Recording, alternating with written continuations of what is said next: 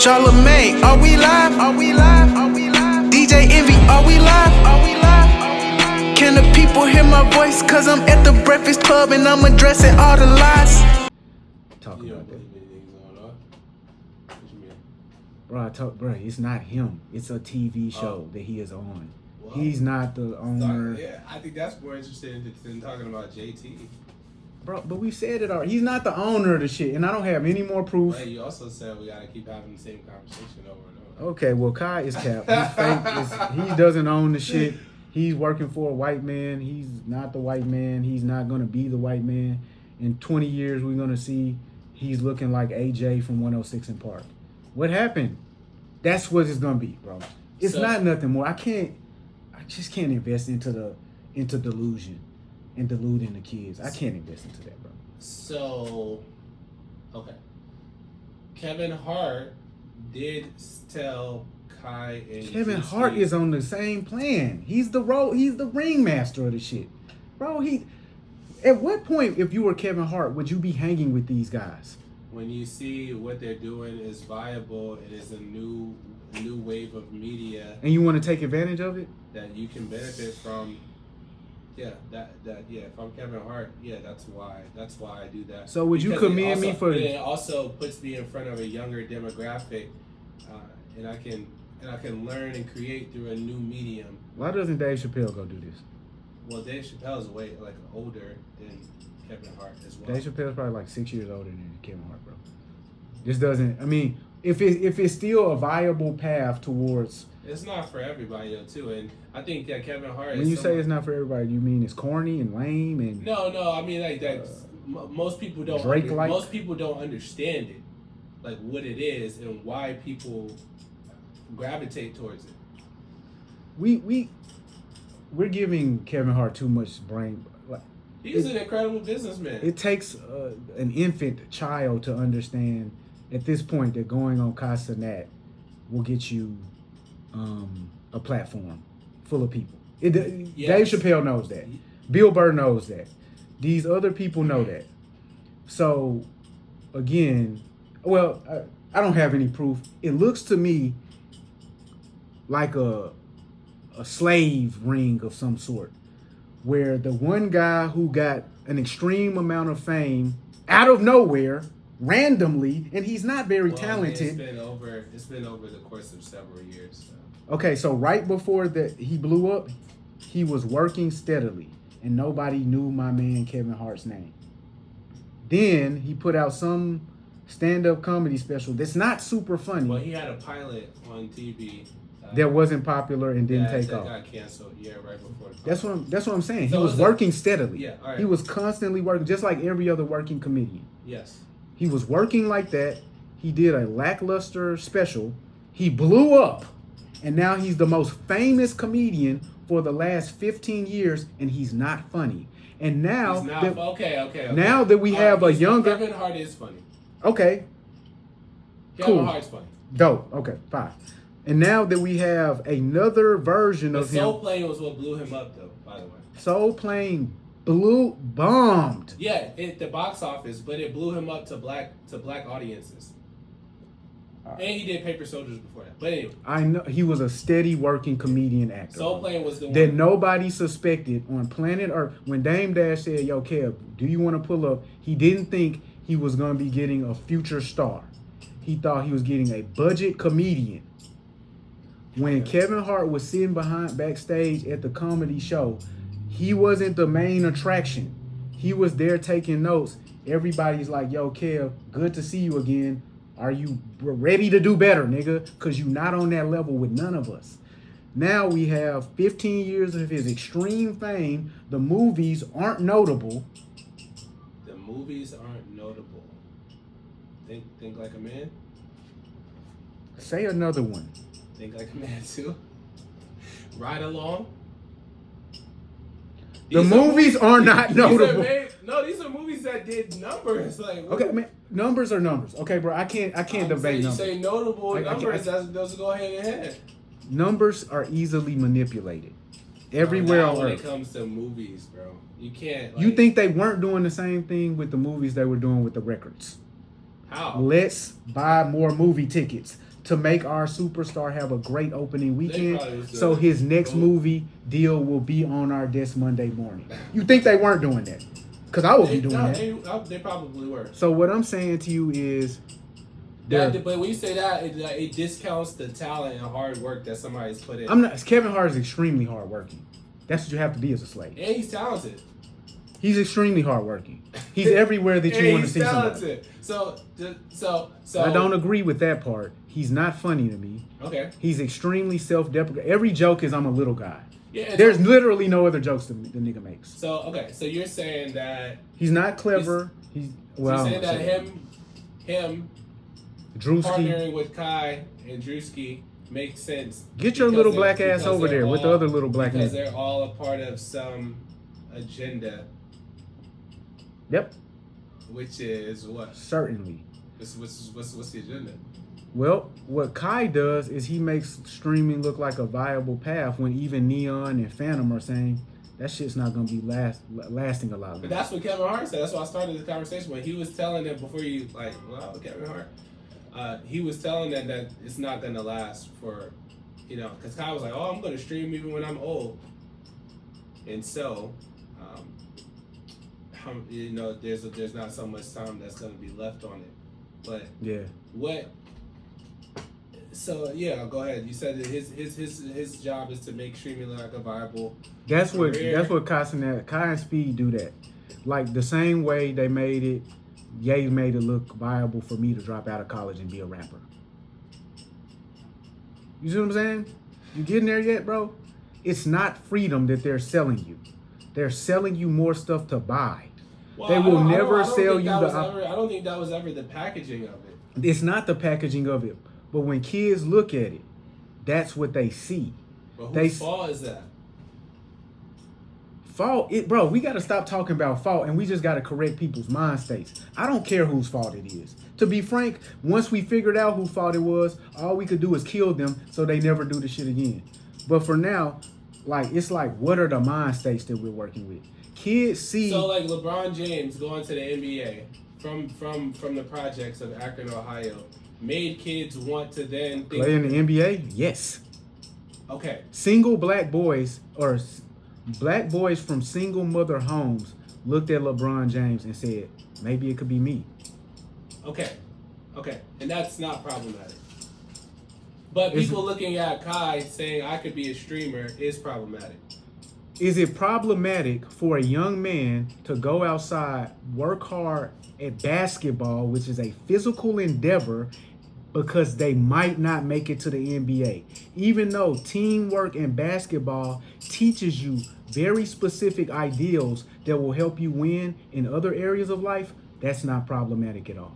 Okay, I agree with that. It is very problematic to have somebody believe that something that teaches you no ideals will lead to your extreme wealth and freedom. That's extremely problematic. It's the same problem when we introduce young women to the idea that prostitution is their way to freedom. The same exact problem. I won't say that streaming doesn't teach you anything viable, though. Well, say what it teaches you. Because you can learn skills from it. You can learn. What are the skills? You can learn how to do makeup. You can learn how to be a professional video game. That's where you started, makeup. No, not him. I'm just saying, because I wasn't watching his stuff before. He was doing pranks, and then he's transitioned into, he was doing YouTube, and then he went into streaming. So you're talking about from watching streaming. Okay, I'm talking about from participating as a streamer. Like the average person who sits down. Okay. The average kid who goes outside to play basketball and they're no good, they're going to get some physical exercise. Okay, what benefit, if they don't make money from it, does it provide if you're just a kid and you're streaming every day? Well, what I would say is it will teach you a level of consistency and dedication that's necessary to do anything else that you need in life. It can teach you editing. It can teach you social media strategy. It could. It can teach you how to build an audience and maintain an audience. It can teach marketing. I think I said that already, but. And you feel that those are skill sets that they're going to be as on-air talent or behind the camera talent. And you feel that those skill sets are going to transfer to other areas. Those are transferable skills. I will say that, bro, I don't think so. I sit and edit all day long. What I don't do while I'm doing that is build relationships with people. I don't take other people's ideas into account. I don't actually even know how the audience is being built. When I release the content, like, I actually don't know how YouTube is finding an audience for me. Because I'm not finding an audience. YouTube is. Okay. So by the grace of God, if I get an audience, it's because YouTube gave it to me. I will say that there are probably some skills, marketing, like you said, devotion to a craft, if you take it to that level. Merely going outside and playing basketball one time, I don't even like this, I'm never going to do it again. You got some physical exercise. Right. If you do that on the computer, you got zero out of it. Yeah. And if you were like most kids who quit things quickly and you did it for 6 months, now the kid has just wasted 6 months of life. That's a fact. So I don't see streaming as like an opportunity for most people to take advantage of for their own enrichment or wealth. I see it as an opportunity to involve people in something that will ultimately serve meta. Now you're recording everything. Twitch, Kick, and online advertisers. YouTube. Anybody who advertises online as well. Right. And so, because they have the eyeballs. And what I will never believe in my life is that anybody who's smart thinks that streaming is gonna be a long-lasting opportunity. So if I was Twitch or Kick, who knows that the money is gonna stop coming in soon, I would never give all of it away to a young nigga who is meaningless. It's not all of it though. You keep saying that. However much they paid him, which we don't know how much they paid him. Would you pay Cenat a little or a lot? Okay, so if I'll say this, if my company, I haven't looked at their revenue whatsoever.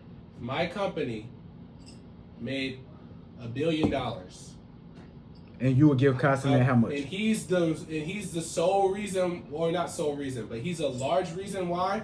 If I made $1 billion in revenue, I could give him $50 million. I have no problem doing that. I'm really wondering how you're going to explain that to the shareholders when they're going to tell you, bruh, we could give bro half a M. What are you doing? Okay. What is the point of you giving him $50 million? They give LeBron $50 million after 20 years, bro.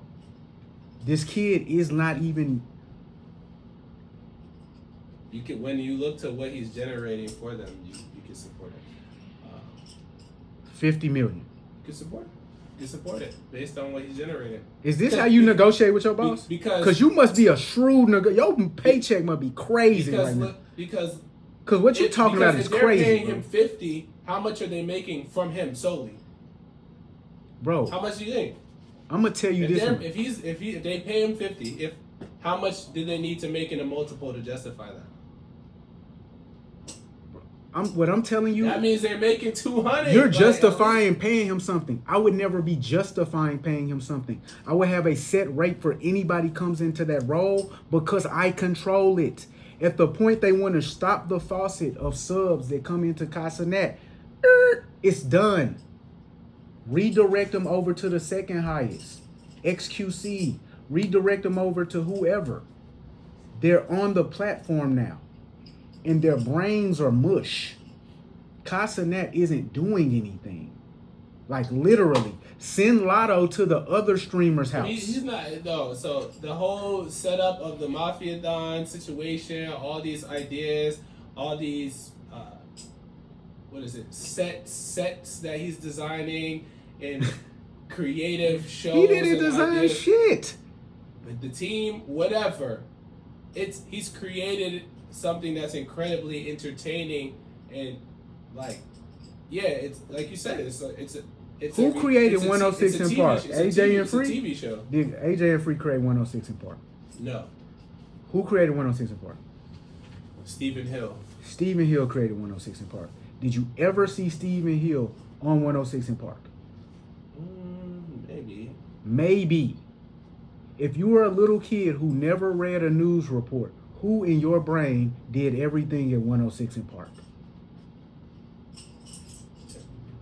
Who did everything at once? If I'm a little kid, who did everything at When you were a little kid, who did you think of was 106 in Park? Who was 106 in Park? Who was 106 in Park? I mean, AJ and Free were the most notable faces on 106 in Park. And you were actively thinking in your brain, but wait, there's a whole cast and crew behind the scenes, and they make all the money, and they cut AJ and Free in. You were thinking that, or were you thinking? Well, when I was a kid, so I knew that Bob Johnson owned BET, and I knew he was making all the money As a kid. Yeah.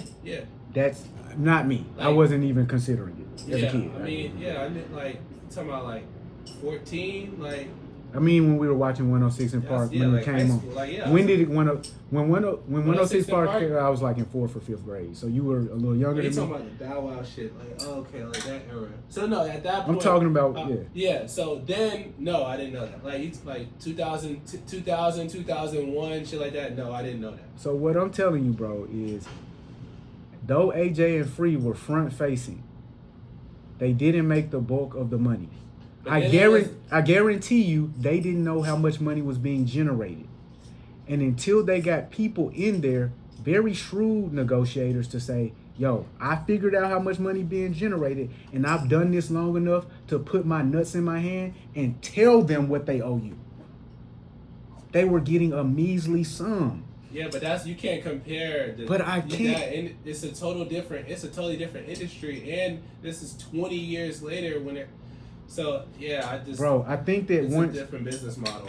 It's a different And you would do it to be a good person. That's why you would give Kai. Business. It's good business, bro. If I gave you $1 million and you made my company $20 million, but overall I made $100 million, that makes sense. It makes sense. Here's what makes just as much sense.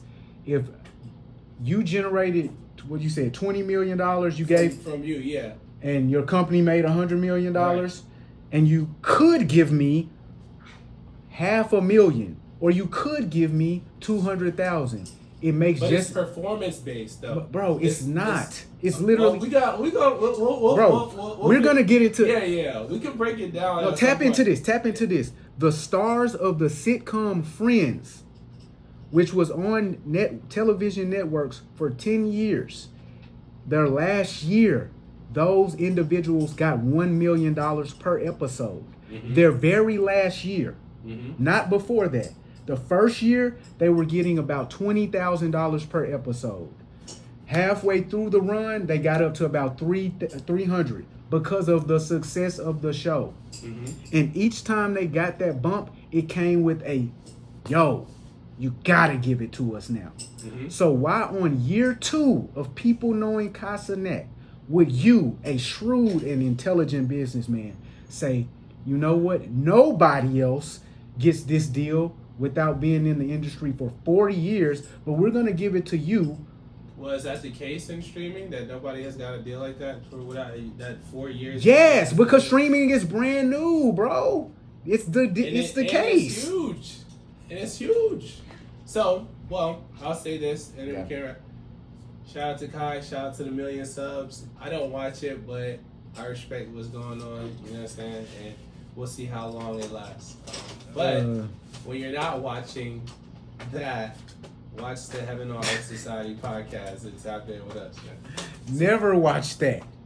It's for idiots and losers and people who don't want their brains to work the next day.